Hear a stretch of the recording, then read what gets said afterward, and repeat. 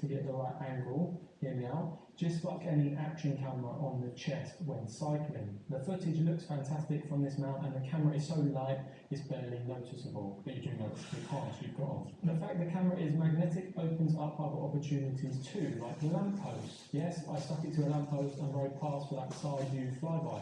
You don't get that without bringing a tripod normally and a bag of patience. You can also face the lamppost cam forward or backwards and ride towards it or away from it.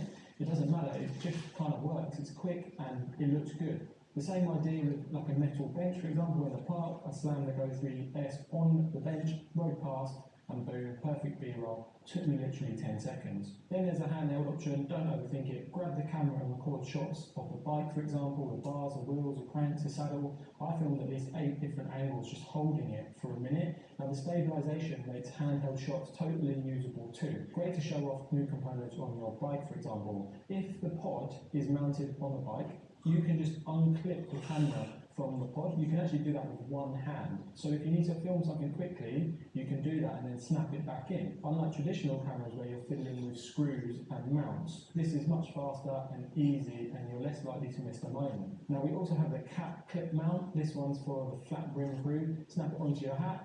Perfect POV for filming. Now I use the Insta 360 bike computer mount as well, and that allows me to clip the camera onto that mount at the front. This gives a flexible forward-facing shot, and you can adjust the angle easily as well. The Go3S comes with portrait and landscape action mounts. Now I use the action mount underneath the bike computer mount as well, like a traditional front view position. Clean and very secure. This one's great for regular road footage, you can just mount it and forget. Next, I slap the action camera mount onto the seat post clamp for the rear facing view, classic racing angle with the dramatic shots or just wanting to watch your friends suffer behind you. Of course, there's the helmet mount as well. This one's been around forever and still works well, especially good for scenic rides or mountain bike where the terrain changes and the camera sees where you look. The Go3S is so light that you barely notice it up there. I've used other cameras before where you can actually feel the weight on your hip. At this point, I wanted to get some sort of weird new angles, some fresh ideas, so I brought out the PG Wide Tech bicycle mount. So first up, I strapped it to the handlebars facing forward. Classic shot, a little bit different, clean look and plenty of bike in view. Flip it, handlebars facing back at me. This one's surprisingly good, I like this shot. You get a lot of action in the shot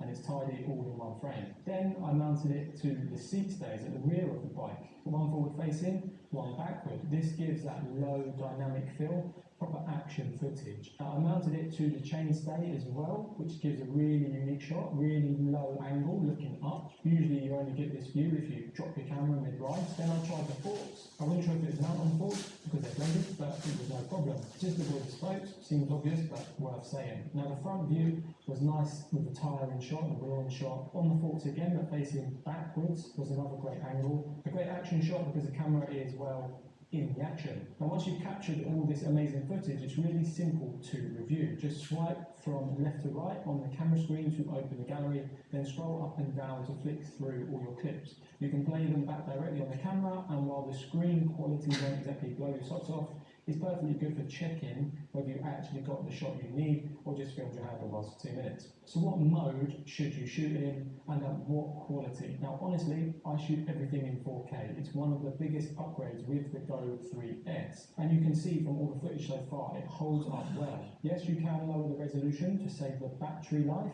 and the storage, but personally, I'd rather charge more often than end up with 720p potato footage. You also get a choice of shooting angles, and I tried them all. Here's a quick look at each. So action, this mode disables the tilt correction, so the horizon can shift with your movement. It adds a little bit of chaos and energy to the shot. Mega, the widest angle available, great if you want to include absolutely everything in frame, including your knees, your cables, and the outer solar system. Ultra, which is slightly narrower than Mega, but still ultra wide.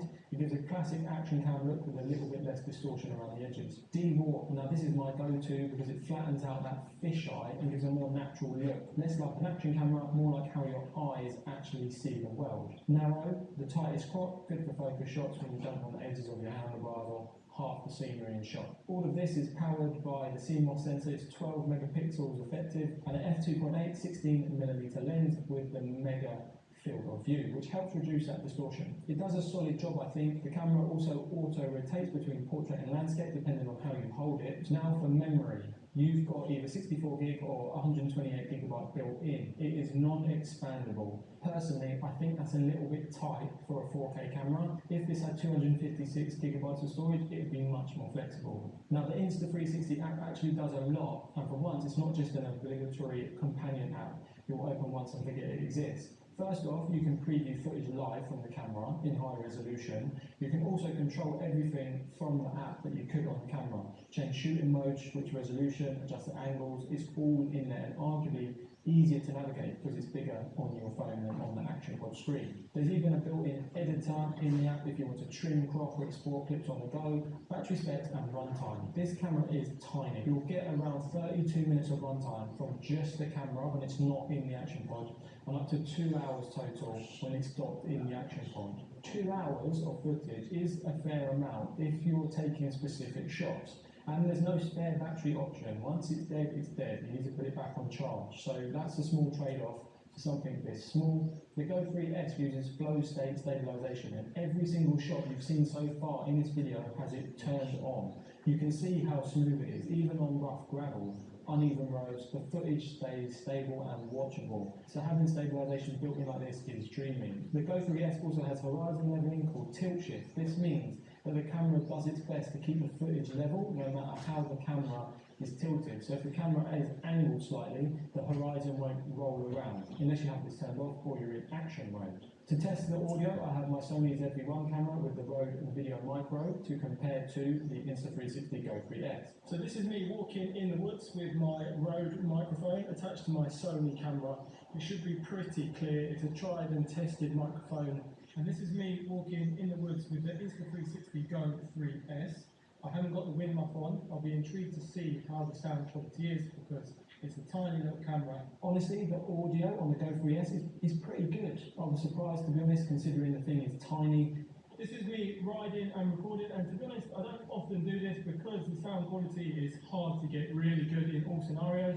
However, it's good to see if it's good enough just to pick the camera up and talk quickly and see how good the quality is. People aren't expecting ridiculously high sound quality for action footage, but it's amazing considering the camera size. Now the Go 3S itself is a tiny scuba diver rated at 33 feet or 10 meters. The Action Pod, however, is only IPX4 waterproof. Okay in rain, but do not submerge it between your legs in the bath with your rubber duck. So who is this camera for? What's its sort of use case? Now normally I think these cameras do have a very specific audience, but honestly, this thing could be great for anyone for a number of reasons. Mainly because it's ease of use. You could vlog on holiday, use it for an action camera, get POV shots, use it underwater, it's inconspicuous. In my experience of recording, rides and videos in general, the camera that is best is the one that you are most likely to use. Ease of use means it will get used and not get left in a drawer gathering dust like a large DSLR camera. There are lots of pros for this camera and very few cons. If you like this video, you can watch this video next, which is the Insta360 X4 full review and breakdown. That camera is the older, larger and more powerful brother to the Go 3S, so I shall see you there.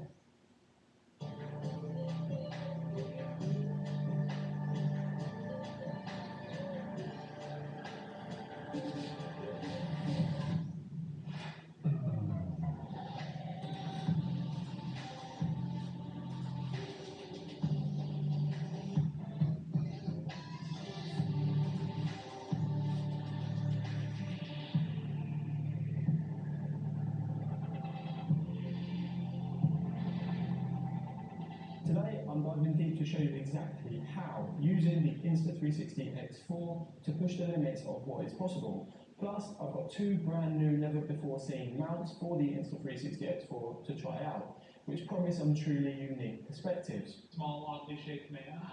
We'll be covering 7 mounting options in total with countless angles, and I'll show you how to get those epic shots with real world footage. Don't worry, I'll also break down the camera's tech in simple terms, showing you how to squeeze every ounce of potential out of this 8K 2-directional recording beast.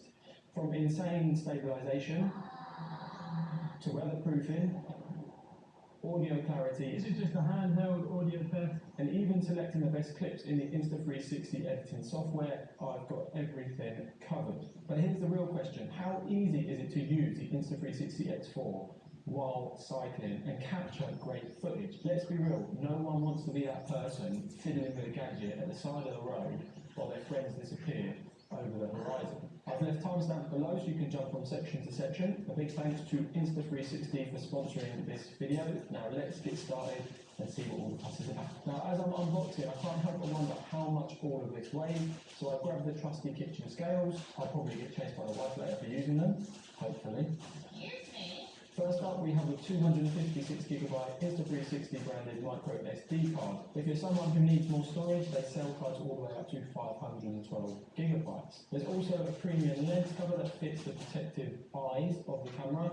Considering this will be in action-packed scenarios, is a much-needed addition. Now these covers are made from scratch-resistant tempered glass. Next is the lens cap. Now this is a simple yet thoughtful addition made from silicone and designed to fit over both the premium and standard lens guards. Let's talk about the accessories. First up, we have the invisible selfie stick. It weighs in at 122 grams, so pretty lightweight but pretty sturdy. Then we have the action invisible selfie stick. Now this one's made from carbon fibre, so it's even stronger, and we'll put it through its paces later in the video. It's slightly heavier at 129 grams, still very light though. Now onto the star of the show, the Insta360 X4 itself. It looks sleek and looks every bit as high-tech as you would expect. The first thing I noticed was the textured grip, which gives a much better feel in the hand than other cameras I've used. There are also loads of slots and buttons. We'll get into all that later, but the standout feature has to be